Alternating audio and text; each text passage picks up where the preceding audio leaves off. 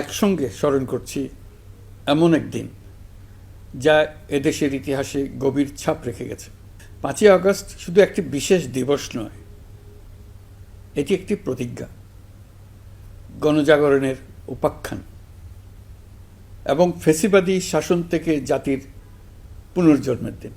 আজ আমি গভীর শ্রদ্ধার সঙ্গে স্মরণ করছি 1971 সালের স্বাধীনতা যুদ্ধের সকল বীর মুক্তিযোদ্ধাদের, যাদের আত্মত্যাগে আমরা পেয়েছি স্বাধীন সার্বভৌম বাংলাদেশ। 1971 সালে সাম্য, মানবিক মর্যাদা ও সামাজিক ন্যায় বিচার প্রতিষ্ঠার লক্ষ্যে এদেশের জনগণ সশস্ত্র মুক্তিযুদ্ধে অংশগ্রহণ করেছিল। লাখো প্রাণীর বিনিময়ে একটি স্বাধীন রাষ্ট্র প্রতিষ্ঠা হয়েছিল।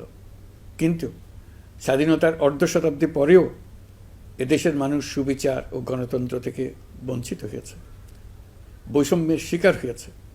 2024 সালের উত্তাল জুলাই ছিল বাংলাদেশের ইতিহাসে এক সংকটময় অধ্যায়, 16 বছরের পুঞ্জীভূত ক্ষোভের বহিঃপ্রকাশ।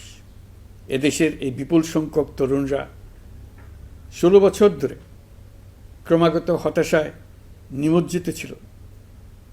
ভালো ফলাফল করেও চাকরির জন্য ক্ষমতাসীনদের দুয়ারে দুয়ারে ঘুরেছে। চাকুরিকে ঘিরে তৈরি হয়েছিল দুর্নীতি, স্বজনপ্রীতি আর তদবির বাণিজ্য।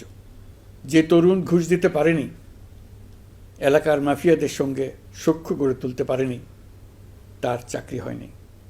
সরকারি চাকরিতে বৈষম্যমূলক কোটা পদ্ধতি, যেটা মূলত ছিল দুর্নীতি ও স্বজনপ্রীতির আরেকটা হাতিয়ার, এর বিরুদ্ধে তরুণ সমাজ দীর্ঘদিন ধরে প্রতিবাদ বিক্ষোভ করলেও ফ্যাসিবাদী শাসকের টনক নড়েনি।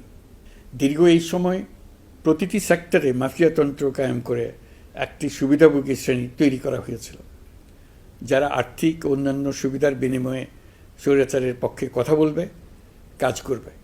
স্বৈরাচারের পক্ষের সঙ্গী হলেই তার চাকরি হবে, কাজ মিলবে। সরকারি প্রতিষ্ঠান, শিক্ষা প্রতিষ্ঠান, অর্থনৈতিক প্রতিষ্ঠান, এমনকি বিচার ব্যবস্থা, আইনশৃঙ্খলা বাহিনী, গণমাধ্যম ও সাংস্কৃতিক মণ্ডলেও এই ধরনের সুবিধাভোগী শ্রেণী তৈরি হয়েছিল। এদেশের গরিব মেহনতি মানুষের পয়সা লুট করে পতিত ফ্যাসিবাদ ও তাদের সহযোগীরা এক একজন টাকার পাহাড় গড়ে তোলে। সীমাহীন দুর্নীতির কবলে পড়ে অর্থনীতি ভেঙে পড়ে। এই দেড় যুগে প্রতিটি ন্যায্য দাবি, প্রতিবাদ, বিক্ষোভ চলাকালে পুলিশের পাশাপাশি দলীয় সন্ত্রাসীরা অস্ত্র হাতে আন্দোলনকারীদের পিটিয়েছে। গত 16 বছরে যারাই সরকারের সমালোচনা করেছে, নাগরিকদের অধিকারের পক্ষে কথা বলেছে, তাদেরকে গ্রেফতার অথবা গুম করা হয়েছে। লাখ লাখ বিরোধী দলীয় রাজনৈতিক নেতাকর্মীদের নির্বিচারে আটক, গ্রেফতার করা হয়েছে। এই ভয়াবহ পরিস্থিতিতে 24 জুলাইয়ে দেশের ছাত্র সমাজ, তরুণ প্রজন্ম, সাধারণ মানুষ সবাই একত্রিত হয় এক নতুন দিনের প্রত্যাশায়। সমস্বরে তারা বলে ওঠে, এবার ফ্যাসিবাদকে যেতে হবে। তবু দেশের মানুষের বুকে গুলি চালিয়ে শেষ পর্যন্ত ক্ষমতা আঁকড়ে ধরে রাখতে চেয়েছিল ফ্যাসিবাদী সরকার। তারা নির্বিচারে গুলি করেছে, গ্রেপ্তার করেছে, ইন্টারনেট বন্ধ করে হত্যাকাণ্ডের তথ্য লুকাতে চেয়েছে। রাতের অন্ধকারে এলাকায় এলাকায় অভিযান চালিয়ে ছাত্রদের আটক করেছে। গুলিবিদ্ধ আহতদের তারা হাসপাতালে চিকিৎসা নিতে দেয়নি। হাসপাতালগুলোকে নির্দেশ দেওয়া হয়েছিল যেন আহতদের ভর্তি না করা হয়। এ কারণে বহু মানুষ চিকিৎসা না পেয়ে চিরতরে দৃষ্টি হারিয়েছে, পঙ্গু হয়েছে। আজ জুলাই গণ অভ্যুত্থান দিবসে আমি জাতির সূর্য সন্তান জুলাই শহীদদের গভীর শ্রদ্ধার সঙ্গে স্মরণ করছি, তাঁদের আত্মার মাগফিরাত কামনা করছি। জুলাইয়ে যারা আহত হয়েছেন, চিরতরে পঙ্গু হয়েছেন, দৃষ্টি হারিয়েছেন, জাতির পক্ষ থেকে আমি তাদের প্রতি শ্রদ্ধা ও কৃতজ্ঞতা জানাচ্ছি। এই জাতি আপনাদের কাছে চিরকৃতজ্ঞ থাকবে।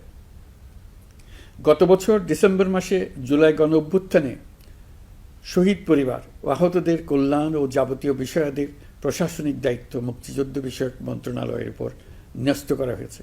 এখন পর্যন্ত 836টি শহীদ পরিবারের মধ্যে 775টি শহীদ পরিবারকে মোট 98,40,00,000 টাকার সঞ্চয়পত্র ও মাসিক ভাতা বাবদ ব্যাংক চেক দেওয়া হয়েছে। অবশিষ্ট যারা আছেন তাদেরও কয়েকটি বিষয় নিষ্পত্তি সাপেক্ষে সঞ্চয়পত্র দেওয়ার প্রক্রিয়া চলছে। এর পাশাপাশি আহত 13,800 জন জুলাই যুদ্ধকে 3টি ক্যাটাগরিতে নগদ টাকা ও চেক বাবদ মোট 153 কোটি 4 লাখ টাকা প্রদান করা হয়েছে।